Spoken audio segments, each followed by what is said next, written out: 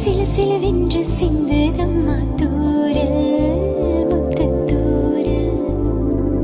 விங்காட்டு பக்கத்தை சட்டென்று முட்டவிட சிங்காட்டு சில்லி செடி சில்லென்று போயிடுக்க தென்மேற்கு பருவக்காற்று தேனி பக்கம் வீசும்போது சாரல்